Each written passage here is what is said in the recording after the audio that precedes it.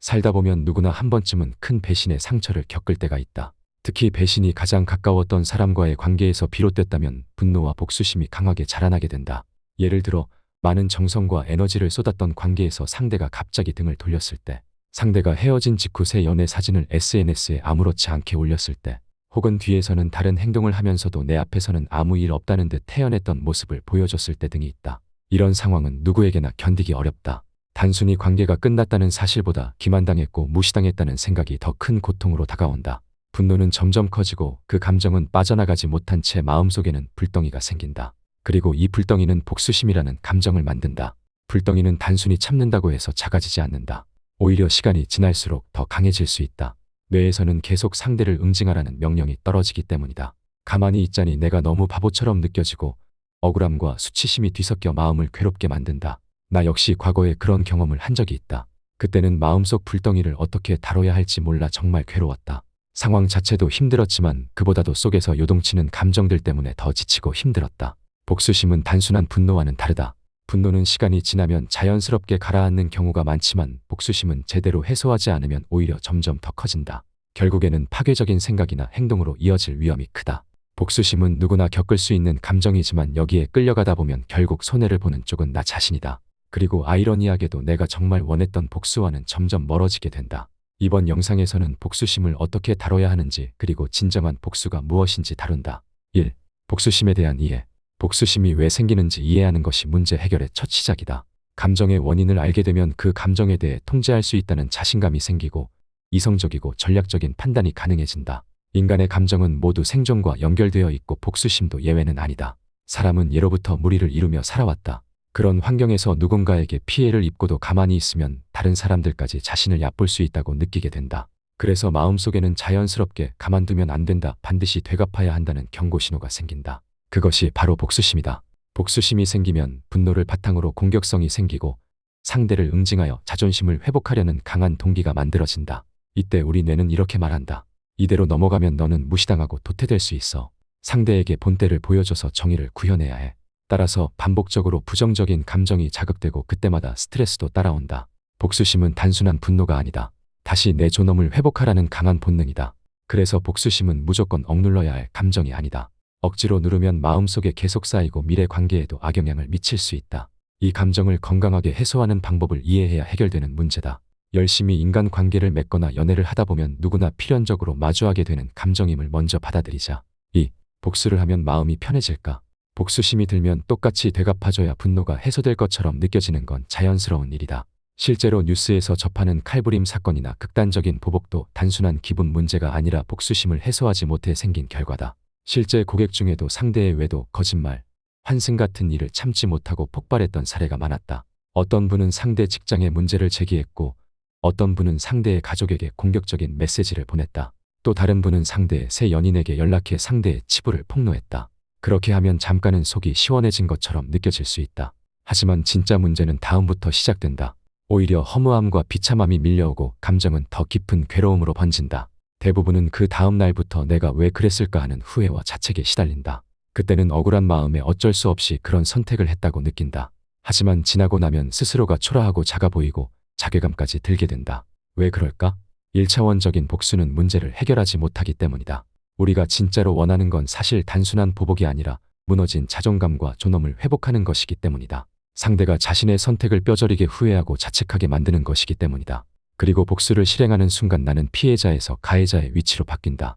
처음엔 분명 상처받은 쪽이었지만 복수를 한 그 순간부터는 오히려 비난받는 입장이 된다. 감정이 풀리기는커녕 더 큰 외로움과 자기 혐오가 밀려온다.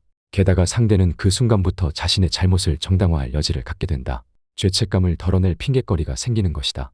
또한 복수는 내가 아직도 그 사람에게 감정적으로 묶여있다는 신호가 된다. 잊지 못하고 여전히 반응하고 있다는 걸 스스로 드러내는 셈이다. 진짜 고통은 바로 여기서 시작된다. 상대에게 심리적인 주도권을 넘겨줬다는 사실에서다.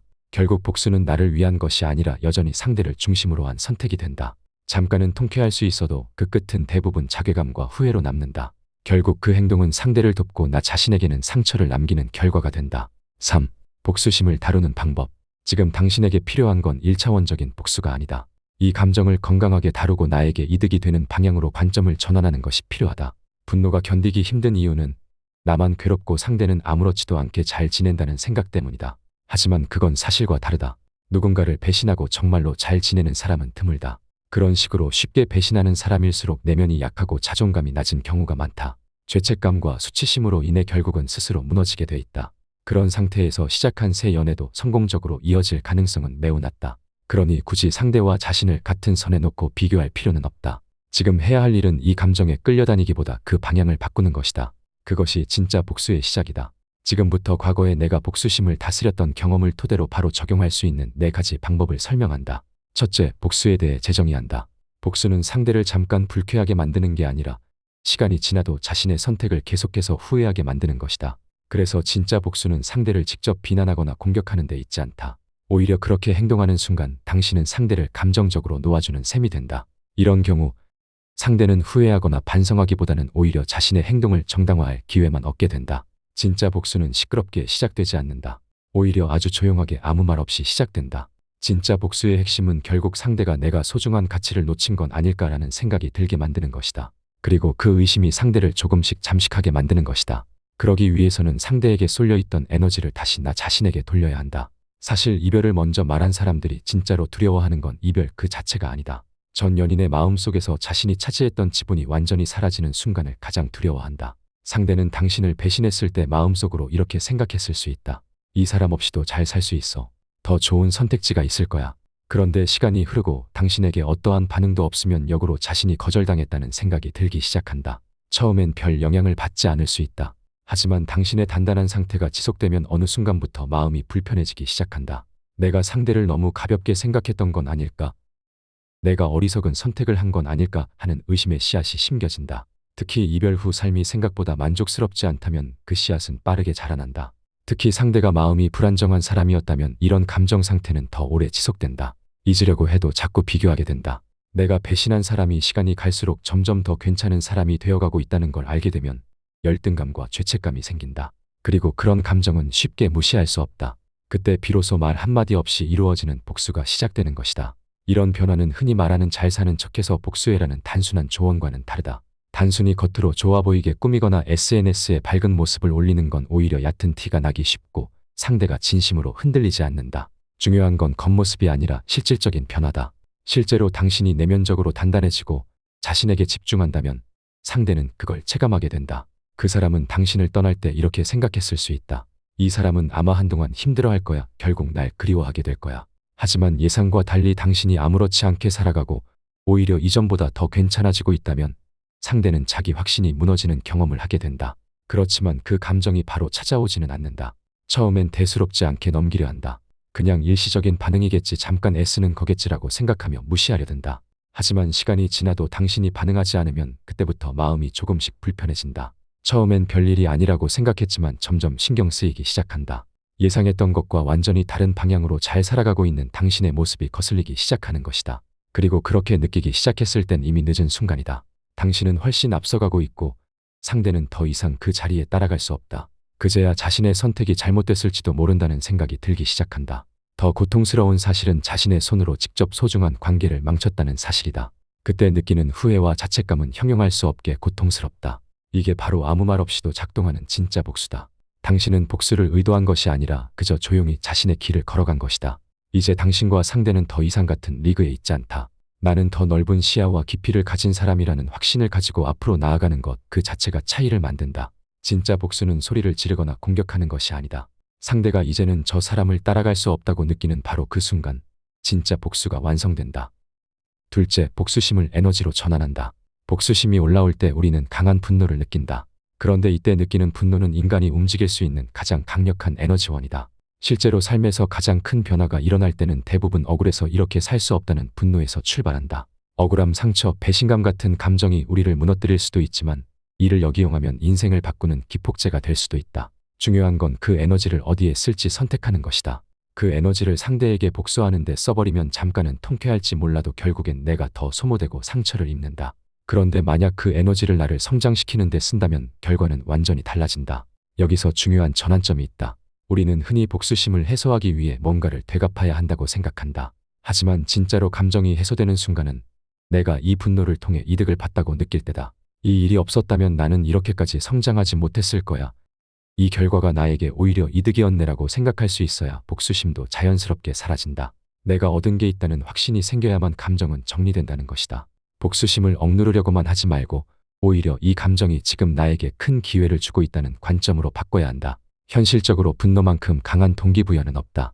그 감정으로 헬스장에 가고 다시 책을 펴고 커리어에 몰두하는 등 내 가치를 끌어올리는 과정이 시작된다. 이 과정이 반복되면 어느새 내가 예전보다 훨씬 매력적인 사람이 되었다는 걸 체감하게 된다. 처음엔 상대를 후회하게 만들고 싶어서 시작했지만 나중엔 그 사람이 하찮게 느껴지는 날이 온다. 그때 진짜 복수가 완성되는 것이다. 말이나 행동으로 갚지 않아도 나는 너가 사라지니 훨씬 좋은 삶을 살고 있다는 모습이 가장 강력한 복수다. 이 분노는 지금의 나를 더 강하게 만들 수 있는 자산이다. 피하고 억누를 게 아니라 제대로 쓰면 누구보다 빠르게 성장할 수 있는 연료가 된다. 지금 이 기회를 놓치지 마라. 감정은 휘둘릴 때 고통스럽지만 활용할 줄 알면 로켓 부스터 같은 존재가 된다. 셋째, 감정의 폭발을 안전하게 해소할 루틴을 만든다. 마음속 분노가 한계까지 차올랐을 때 계속 억누르기보다는 해소할 창구가 필요하다. 이때 감정을 안전하게 배출할 수 있는 루틴을 만드는 것이 중요하다. 상대에게 분노를 쏟아붓고 싶을 때마다 나 혼자서 해소할 수 있는 출구를 만드는 방식이다. 예를 들어 이 영상을 반복해서 들으며 스스로를 다잡는 것도 하나의 방법이다. 내 마음이 무너질 때마다 분노가 폭발하려고 할 때마다 이 영상이 감정을 완화시키는 역할을 해줄 수 있다. 그렇게 몇 번 반복하다 보면 처음처럼 감정이 거세게 치고 올라오지 않는다는 걸 느낄 수 있다. 분노는 흘러갈 수 있는 길이 생기면 점점 힘을 잃는다. 처음엔 영상의 의지에 겨우 버티는 것 같다가도 어느 순간부터는 그 감정이 예전만큼 강하게 흔들지 않는다는 걸 체감하게 된다. 이건 단순한 기분 전환이 아니다. 감정을 억누르지 않고 다치지 않게 흘려보내는 건강한 습관이다. 그런 루틴이 하나둘 생기기 시작하면 감정에 휘둘리지 않고 스스로를 지킬 수 있는 힘이 생긴다. 그것이 다음 단계로 나아가는 기초가 된다. 헬스장에 나가 운동을 하는 것도 좋은 방법이다. 몸을 움직이기 시작하면 머릿속이 조금씩 가벼워지고 복잡했던 감정도 정리되기 시작한다. 특히 강한 감정을 건강하게 풀어내는데 운동만큼 효과적인 방법은 많지 않다. 반복적으로 움직이고 땀을 흘리다 보면 마음속에 쌓였던 분노도 함께 줄어든다. 이렇게 감정을 풀 수 있는 루틴을 만들어두는 건 꼭 필요하다. 지금의 감정만 다스리는데 그치지 않고 앞으로도 스스로를 지켜주는 힘이 되어줄 것이다. 넷째, 이 경험을 면역주사로 받아들인다. 복수심과 분노는 지금 당장의 감정이지만 그것을 어떻게 해석하느냐에 따라 앞으로의 인생이 달라진다.